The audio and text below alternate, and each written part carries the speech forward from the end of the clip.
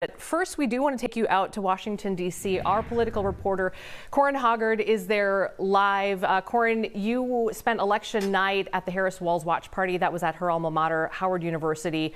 Obviously, we did not hear from the vice president last night. Can you tell us a little bit about the mood there last night with those who were waiting to hear from her? Amy, the mood changed throughout the night, as you might not be surprised. It started out pretty jubilant. A lot of dancing to a lot of music. We had Howard University's Black Greeks who came out and did some strolling, and it was a pretty exciting time for the crowd out there, and it filled the entire yard here. We're actually on the Howard campus again. This is the line of press members trying to get back in today because we know Vice President Harris is now scheduled to speak at 4 p.m. Eastern time, 3 p.m.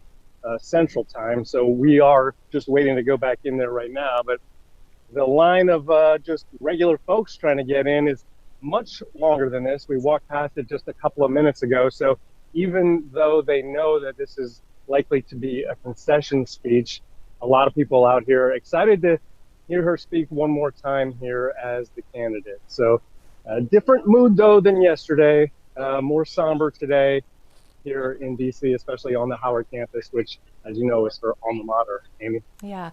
Corin, you're out in D.C. largely because you've been covering Governor Walz for us even prior to him becoming the vice presidential nominee. Will we hear from Governor Walz today? Do you know? Well, Amy, I'm glad you asked that because as your live program started, I got a text from his communications manager who said that we will not hear from Tim Walz today, not at all. So we were going to line up and interview him when he gets back to Minnesota, but he will not be speaking tonight.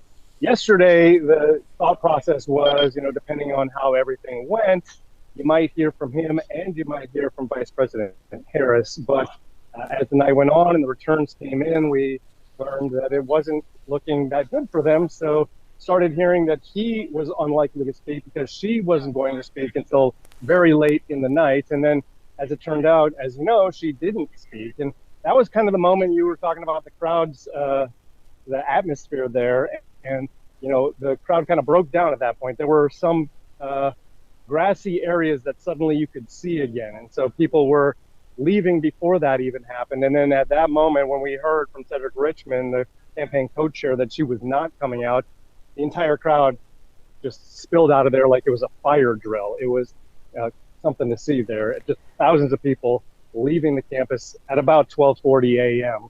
today.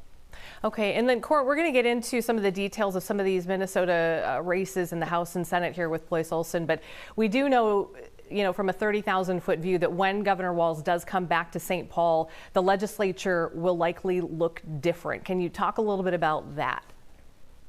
Yeah, we know that the DFL maintained the Senate part of the trifecta, but right now, at best for the DFL, it'll be an even House. So when Governor Walz comes back, he will not be governing as he has for the previous 2 years. There will be, at best, a tie in the House. That's happened once before. It was back in 1978, and it's a complicated process. There can't be two speakers, and negotiating with the two parties as divided as they've been will be interesting to see. But if they cannot decide, then the Secretary of State basically controls the gavel in the House. So that would be Steve Simon, and we'd see an interesting dynamic there in the House. But Governor Walz definitely, when he comes back, will not have kind of carte blanche like the Democrats had, the DFL has had the last 2 years. All right. Thank you, Corin. I know you got to get back inside and get set for when she comes out to speak again. 3 o'clock, I believe, Central Time, 4 o'clock Eastern. Is that right?